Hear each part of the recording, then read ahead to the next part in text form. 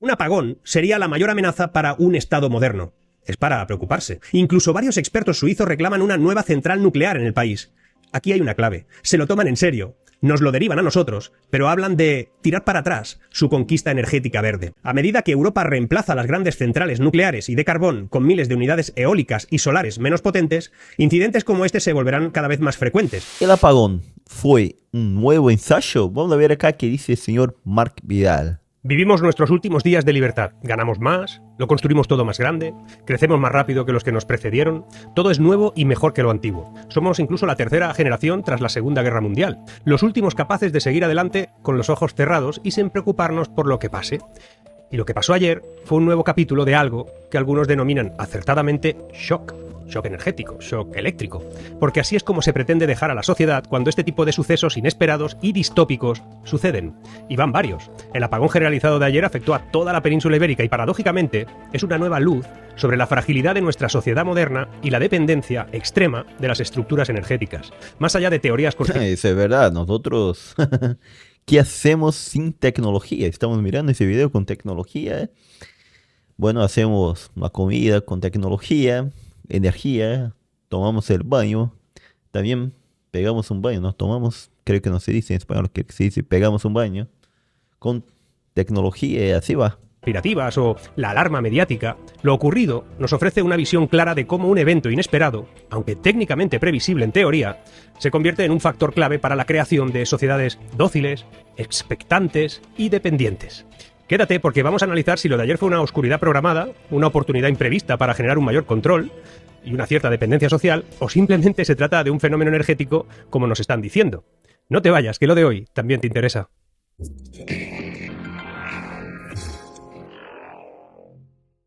Si sigues este canal hace por lo menos 3 años, recordarás lo que dije sobre un potencial gran apagón y lo que se podía esconder antes de la alarma que se produjo en enero de 2021. De esto hace 3 años, y esto es lo que dije en este canal.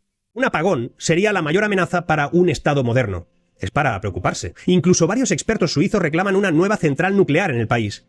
Aquí hay una clave. Se lo toman en serio. Nos lo derivan a nosotros, pero hablan de tirar para atrás su conquista energética verde. La red eléctrica del continente estuvo a punto de sufrir un gran apagón masivo por el problema del diseño energético europeo.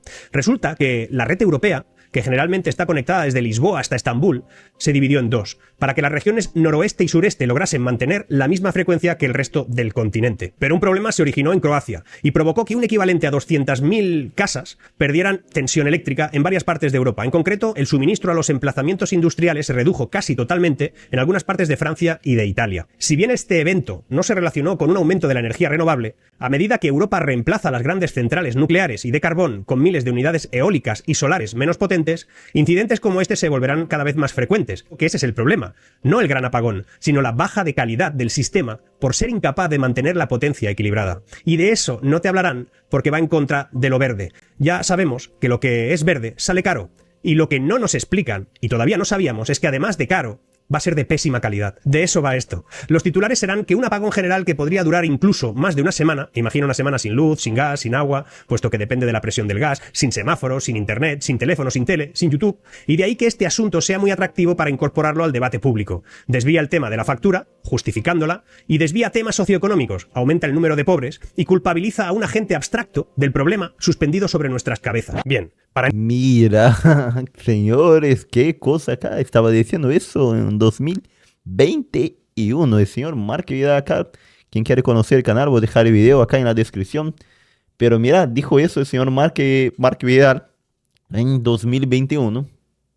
Y parece que los gobiernos acá, de España y Portugal, ni bolilla le dieron, ¿no?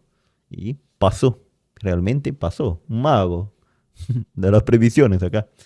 Qué cosa, seguimos escuchando porque el señor acá sabe del futuro. A entender la dimensión real de lo sucedido ayer, primero hay que aclarar conceptos clave. El sistema eléctrico está compuesto por más de 10.000 posiciones, denominadas subestaciones, que funcionan como nodos donde se reúnen las líneas eléctricas. A esto se suman otras 60.000 unidades de generación que producen energía, todo esto en España. Cada posición, cada planta y cada subestación tienen registros de actividad que son analizados en lapsos tan mínimos como los milisegundos. ¿Por qué es esto tan relevante? Porque en electricidad, 5 segundos, como nos están diciendo, no son algo inmediato. Son 250 ciclos completos del sistema, suficientes para generar efectos catastróficos si hay múltiples fallos simultáneos. El apagón de ayer, según los primeros análisis técnicos, no fue producto de una sola causa. El sistema está diseñado con un margen denominado técnicamente como N1, es decir, N-1, que está preparado para que falle un solo elemento sin provocar un apagón total. Pero cuando se presentan múltiples fallos simultáneos, como parece ser pasó ayer, la probabilidad de colapso crece exponencialmente. Y esto es precisamente lo que ocurrió. Eso es lo que parece que ocurrió. Históricamente, eventos como estos han ocurrido en Canarias, particularmente en La Palma, en Tenerife, donde se han registrado apagones totales en varias ocasiones en las últimas 2 décadas. Estas experiencias lo que muestran que descubrir exactamente qué sucedió en cada incidente en realidad lleva meses debido a la complejidad técnica del análisis. Si es un ciberataque o no, si se cayó por un motivo determinado. Pero si hasta ahora hemos visto cómo el apagón es producto de una suma de fallos técnicos, que de momento es lo único que sabemos, lo que quiero contarte ahora es, más bien preguntarte ahora, es qué pasaría si la dependencia de nuestra sociedad hacia la electricidad fuera aprovechada como mecanismo de control social. ¿Podría un apagón ser suficiente para generar una población más sumisa, más expectante y esperando instrucciones en la oscuridad? En palabras del filósofo francés Montesquieu, la libertad política de un ciudadano es esa tranquilidad de espíritu que proviene de la opinión que tiene cada uno de su seguridad. El apagón, al arrebatar esa seguridad básica, vulnera de inmediato la sensación de libertad y autonomía. Ese evento ha mostrado cómo la dependencia energética actúa como un poder coercitivo silencioso.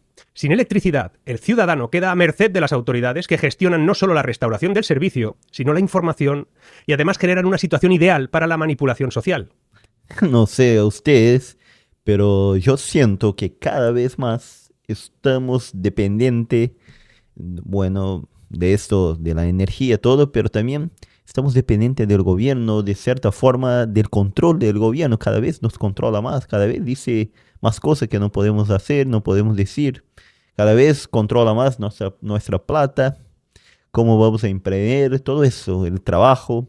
No sé, yo siento que con los años, los gobiernos históricamente están aumentando su control sobre la gente. Acá en Brasil, en Argentina. Quizás ahora ocurra un revés en Argentina, pero también está aumentando. Uruguay, bueno, España, Portugal, acá en todo lado. ¿Qué piensa usted? Estados Unidos mismo, que dice, bueno, el gran defensor de la libertad, parece que el gobierno también está cada vez más interviniendo en la vida de las personas. ¿Qué piensa? Quedaos con eso. Es necesario aclarar además que la pérdida inmediata de 15 gigavatios, es decir, el 60% del consumo nacional en ese instante, mencionada inicialmente como posible causa, no fue más que la consecuencia final del verdadero problema, un hueco de tensión. Ese término técnico significa una caída rápida y profunda del voltaje que provoca que muchas centrales eléctricas se desconecten automáticamente para evitar daños mayores, lo que es completamente normal en términos técnicos, aunque excepcional por la magnitud de lo que finalmente ocurrió. Sin embargo, este apagón ha sido aprovechado rápidamente, ayer fue evidente, por diversas corrientes de opinión para lanzar teorías sin fundamentos técnicos sólidos. Por ejemplo, se ha sugerido esos ataques cibernéticos, que podría ser, pero no lo sabemos. Errores humanos masivos, que podrían ser, pero no lo sabemos. O incluso negligencia estructural, que podría ser. Sin embargo, los análisis técnicos preliminares ahora mismo descartan esas teorías y apuntan a un fallo múltiple, imprevisible como causa primaria. Pero no es lo más relevante. Esa aclaración técnica debería de servir para rechazar teorías de todo tipo, sin fundamento, y centrar el debate en la fragilidad real del sistema eléctrico. El impacto más visible, además del económico, ha sido en infraestructuras críticas como la red ferroviaria, que no solo consume grandes cantidades de energía, sino que además lo hace de forma absolutamente impredecible. Eso dicen. Este factor añade complejidad a la restauración del servicio, pues requiere un ajuste extremadamente fino entre la oferta y la demanda energética, porque tienen que equilibrarse. Lo han explicado los técnicos muy bien durante el día de hoy. Pero el apagón también ha sacado a la luz, y aquí viene lo importante, una debilidad mucho más profunda: la insuficiente interconexión energética de España con el resto de Europa. Frente al ideal del 15% de capacidad de interconexión, sugerido por expertos en la seguridad razonable, España apenas alcanza el 6%, y eso implica que nuestra red, en situaciones críticas, depende de Francia y de Marruecos para estabilizarse. Depende de Marruecos. Francia y Marruecos, pero creo que el problema mayor acá está en depender de Marruecos. Cuando ocurrió el incidente, Francia actuó de forma racional para proteger su propia red y probablemente la de Europa. Cerró la conexión con España y aisló el problema. Y nos dejó en esa isla energética de la que Mira Francia. Qué malito, ¿no? algunos se vanaglorian. Ese movimiento, aunque percibido como egoísta, evitó que colapsara toda Europa. Decía Platón Bueno, para Europa ayudó. Pero... que el precio que se paga por desentenderse de la política es ser gobernado por los peores hombres y mujeres. No lo dijo, pero lo añado yo.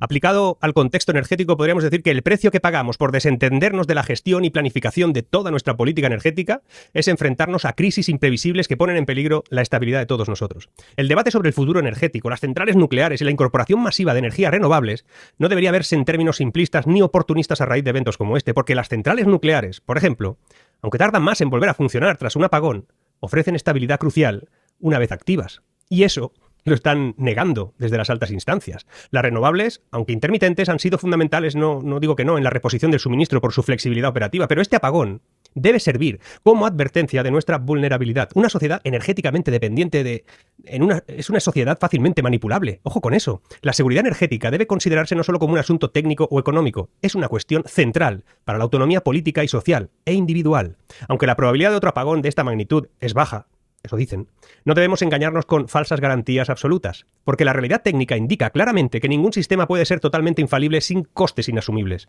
La verdadera prevención pasa por diversificar nuestras fuentes energéticas, mejorar las interconexiones internacionales y, sobre todo, concienciar a la población sobre la importancia de reducir la dependencia crítica hacia un recurso cuyo control, voluntario o accidental, tiene el poder de sumirnos en la oscuridad más absoluta.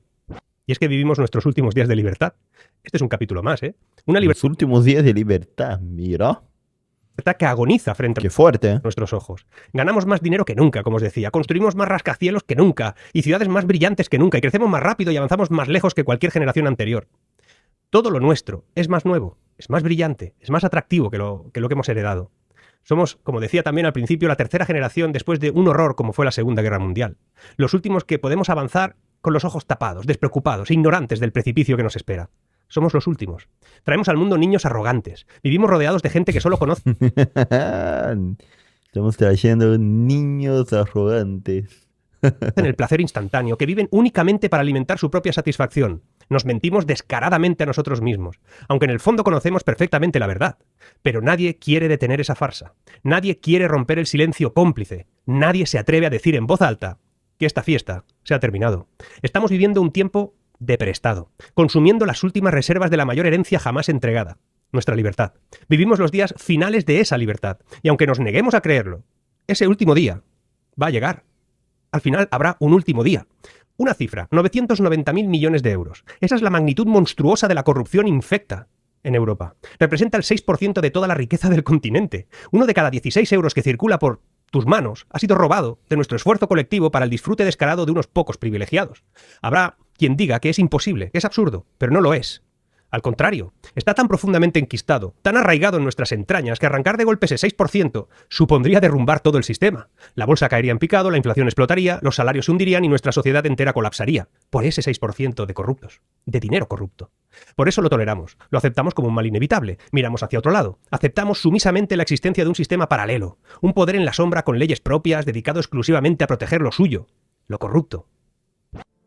El Imperio Romano quebró por muchas razones, entre las que destaca su propia degeneración. Una degeneración que nadie percibía o quería ver. Solo lo disfrutaban unos pocos mientras que la mayoría veían como su vida cada vez era peor. Pero lo peor es que no decían nada. Todos sabemos que cuando se hundió el Titanic, la orquesta siguió tocando hasta el final. Pero lo que la mayoría no sabe es que muchos pasajeros se pusieron a bailar, aun sabiendo que iban a hundirse.